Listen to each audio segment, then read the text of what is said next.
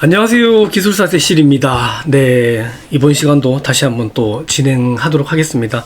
네, 오늘은 안밀 문제 지금 가지고 왔습니다. 10점짜리 문제 가지고 왔고요. 이 문제 같은 경우는 118회 때 25점짜리로 한번 나왔었고 122회 때 10점짜리로 나왔습니다. 참고로 저는 118회 때 25점짜리는 47점을 받았고요. 122회 때 10점짜리는 저는 그때 선택을 하지 않았습니다. 자, 이제 좀 디테일한 얘기는 뒤에 가서 계속 연결을 하도록 할게요. 자, 안밀 문제가 나왔어요. 그러면은 첫 번째 정의, 개요 당연히 나오겠죠. 그러면 안밀 같은 경우는 점성토에서 물을 제거하는 행위를 말합니다. 점토질 집안에서 하중이 가해질 때 강국수가 솟아나면서 점토층이 수축하는 현상이다 라고 하고, 소일이 있고 워터가 있고 에어가 있는 상태에서 안밀 같은 경우는 강국수가 솟아나니까 워터가 있는 층이 내려앉으면서 점토층이 수축하는 현상을 말하고요. 다짐 같은 경우는 반대가 되겠죠. 샌드, 즉 사질토 집안에서 하중이 가해질 때 워터가 아니라 에어가 솟아나면서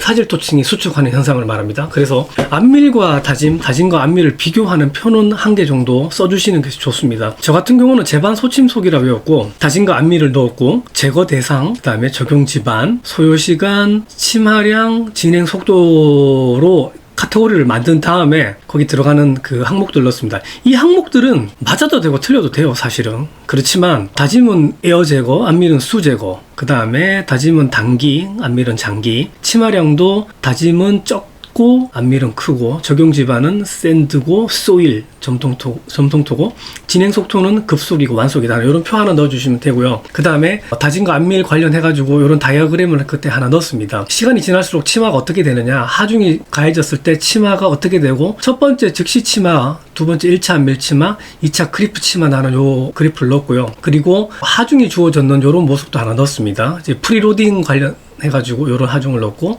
그리고 저는 그 당시 시험 칠 때 너무 정신이 없어서 이 다르시 법칙은 그때 넣지를 못했어요.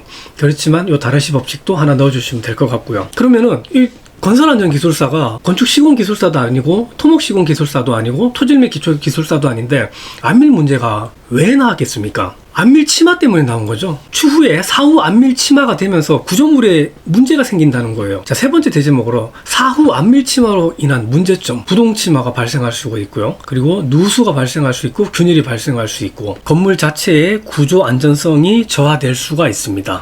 그리고 좀 디테일하게 들어가면 배관 같은 것들이 손상되고 할 수도 있겠죠. 초고층 건물의 컬럼 쇼트닝 같은 그런 느낌인데, 어쨌든 이런 문제점이 발생하더라, 건물의 구조 안전성에 문제가 발생하더라, 그래서 사전 안밀을 먼저 하는 것이 중요하더라, 사전 안밀의 필요성이 대두가 됐고요. 이 사전 안밀을 하면은 지방 강도가 상승하고 투수성이 감소하고 점성도 치마가 촉진이 돼서 안정화가 준비가 된다 하는 그런 내용이고요. 안밀 치마를 방지하기 위한 대책은 뭐냐? 지금 사후 안밀 치마로는 문제점이 발생하니까 그러면 사전 안밀을 해야 되겠고, 이런 안밀 치마를 방지하기 위한 대책이 뭐냐?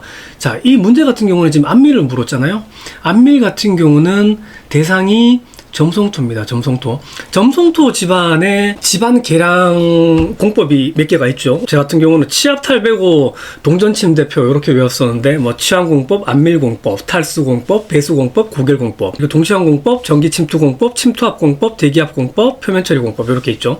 근데 이거는 다 쓰기는 좀 못하니까 저 같은 경우는 안밀공법, 탈수공법, 배수공법, 치환공법, 종합밀공법 요렇게만 썼습니다. 그리고 나서 지금 여기에서 메인은 안밀이니까 안밀공법은 대표적으로 3개가 있잖아요. 프리로딩 공법이 있고, 서차지가 있고, 사면선단 제하 공법이 있고요. 그래서 이 공법에 대해서 그림까지 그려가지고 답을 썼습니다. 프리로딩 같은 경우는 미리 이제 로딩을 하는 것이고, 서차지 같은 경우는 사이드로 길게 내주는 공법이죠. 그 다음에 사면선단 제하 공법은 사이드 그 측면에 한 1m 정도 흙을 조금 더 돋워서 추가로 덮어주는 공법을 말하잖아요. 여기서 지금 공법에 대해서 구체적인 것까지 제가 말씀을 드리진 않겠습니다. 이렇게 안밀치마 공법에 대해서 썼고요.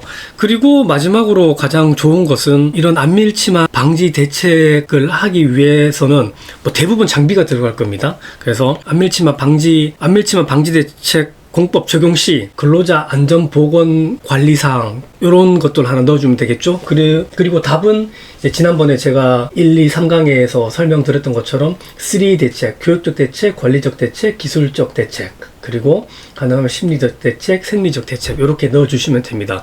그러면은 일단은 여기에 대한 답은 완성이 된 거예요. 10점짜리 문제에 대해서는. 그리고 하나만 좀 더 추가를 드리자면 근로자 안전보건 대책도 있을 수 있겠지만 여기서 안밀치마 방지 대책 단순히 이렇게 쓰기보다는 여기서 답을 쓸 때는 고용노동부 쉽게 말하면은 산안법상의 답변은 방금 말씀드린 것처럼 그렇게 넣으시면 되겠고 건진법상의 답도 하나 넣어주시면 좋다는 겁니다.